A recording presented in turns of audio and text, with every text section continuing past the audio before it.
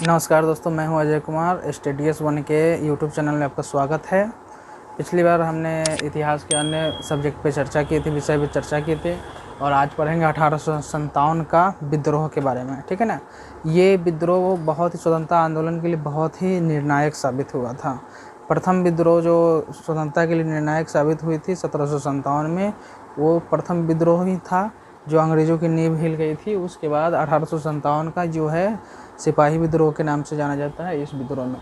तो आइए हम जानते हैं कुछ सिपाही विद्रोह से संबंधित कुछ तत्व जो एसएससी एग्ज़ाम, बैंकिंग एग्ज़ाम और अनेक एग्ज़ाम के एमसीक्यू के लिए इम्पोर्टेंट है। ठीक है ना। तो कारण क्या था? इसका कारण था कि 34वीं जो रेजिमेंट में एक मंगल पांडे थे। ठीक है ना। मंगल पांडे वो ब्राह्मण जाति के थे। उसमें एक शुगर के चमड़े से बने कारतूस के ऊपर जो लगी हुई थी चमड़ी, जिसको मुंह से छीलना होता था। ठीक है ना। वो जो था वो शुगर की चमड़ी की बनी हुई थी। तो सब में एक धार्मिक विद्वेष भी उत्पन्न किया जा रहा था अंग्रेज़ों के प्रति। तो इसका भी विरोध मंगल पांडे ने किया था। ठीक है ना।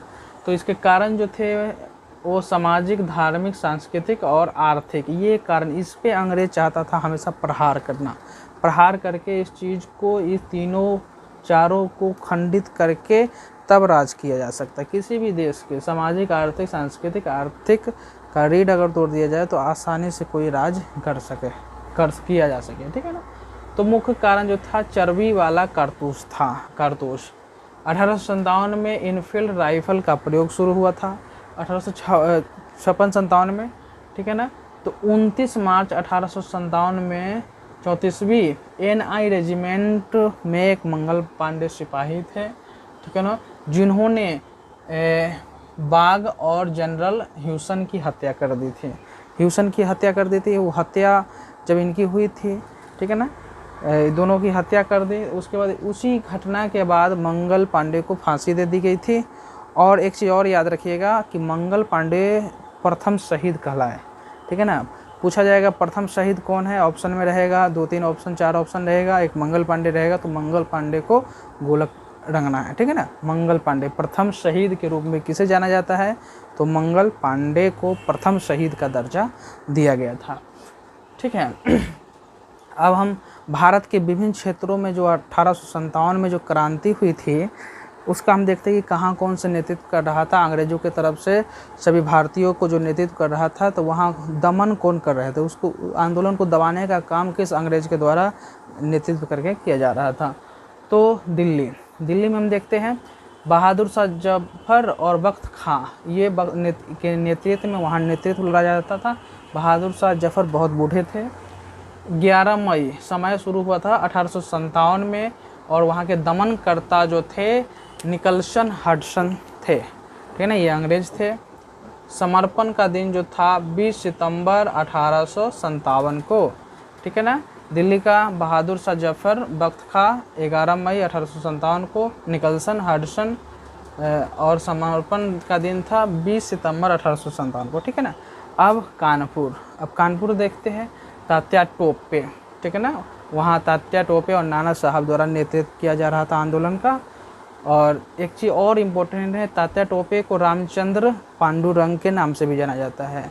ये बहुत मोस्ट इम्पोर्टेंट प्रश्न है। रामचंद्र पांडुरंग के नाम से नहीं जाना जाता है, तात्या टोपे को रामचंद्र पांडुरंग के से जाना जाता है। आप इसका नोट्स बनाइए, जो मैंने दे रहा है इसका नोट्स आप बना के रखें। और नाना साहब को धोंदू पंथ, ये दोनों टर्म, ठीक है ना, कानपुर में नेतृत्व कर रहे थे 1857 के विद्रोह का।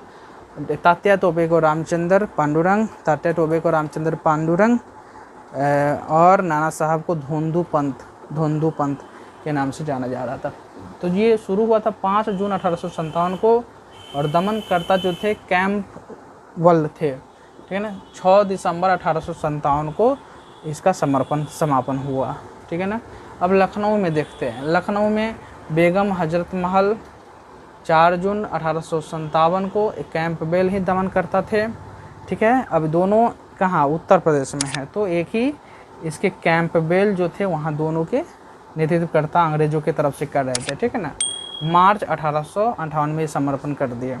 झांसी रानी लक्ष्मीबाई वहाँ से, और 5 जून 1857 में ह्यूरोज ने कहा था कि ये अकेली मर्दानी है, ठीक है ना। और झांसी रानी लक्ष्मीबाई को ह्यूरोज ने मर्दानी कहा था कि अकेले इसमें अनेक लोग के लड़ने की क्षमता है और ये एक मर्दानी है। झांसी की नेतृत्व कर रही थी रानी लक्ष्मीबाई, ठीक है ना, ह्यूरोज।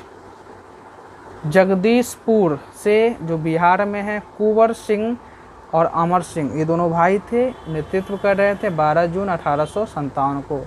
12 जून 1857 को मेजर विलियम टेलर, ये भी पूछ सकता है, मेजर विलियम टेलर। और यहाँ समर्पण जो हुआ था दिसंबर 1858 में हुआ था, ठीक है ना। ये बहुत ही जाबाज थे। ये इनका क्या था कि जब ये नदी से जब भाग रहे थे तो एक अंग्रेज़ों की गोली इनके हाथ पे लग गई थी, तो उसी समय अपने तलवार से ही अपने हाथ को ये काट के फेंक दिए थे, ठीक है। इतना गुमान वाले कुंवर सिंह थे, ठीक है ना। इलाहाबाद, अब इलाहाबाद में लियाकत खां नेतृत्व कर रहे थे। जून 1857 को शुरू हुआ था। कर्नल नील दमन करता थे अंग्रेज़ों की तरफ से, और 1858 में हो गया था। तो मुख्य कारण जो था चर्बी वाला कारतूस था। 1857 में इनफील्ड राइफल का शुरू हो गया था। प्रथम शहीद कहलाने वाले मंगल पांडे थे, ठीक है ना, मंगल पांडे याद रखने वाला प्रश्न है। और 29 मार्च 1857 को 34वीं रेजिमेंट, 34वीं, ठीक है, 34 रेजिमेंट के मंगल पांडे ने बाघ और जनरल ह्यूसन को हत्या कर दिया था। इसी कारण उनको फांसी की सज़ा हुई थी और प्रथम शहीद भी कहलाए थे, ठीक है ना, ये इम्पोर्टेंट। अब देखते हैं इसका प्रसार कहाँ से कहाँ तक हुआ। 10 मई 1857 को मेरठ में शुरू हुआ था।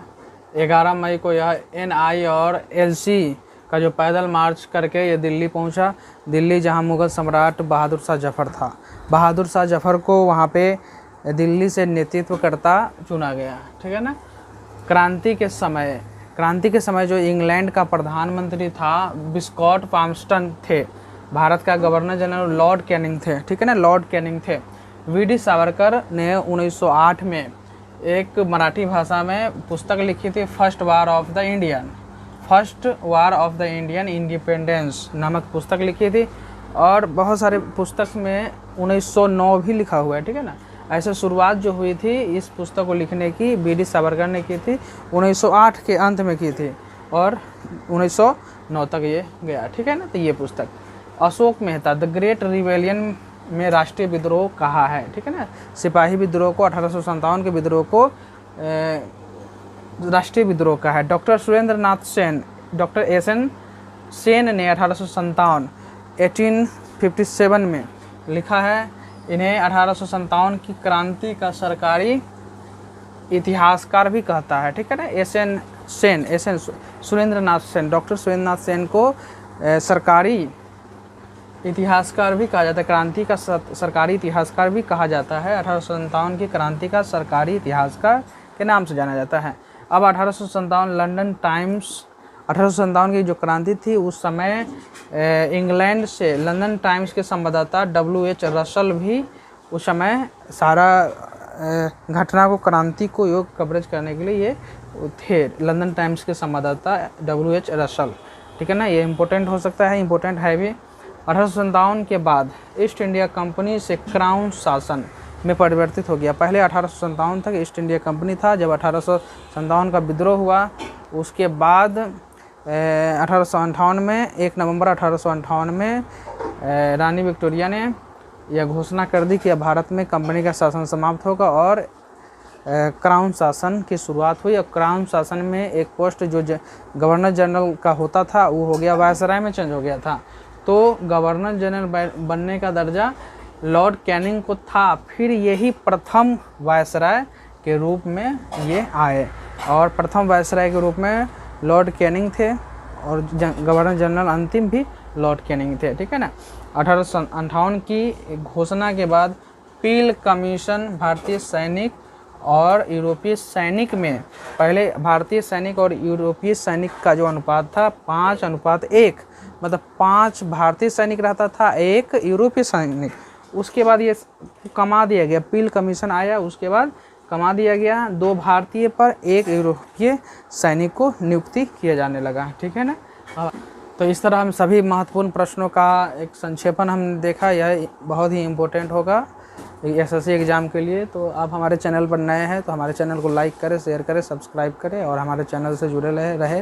लगातार इस तरह की वीडियो आते रहते हैं एजुकेशन से संबंधित।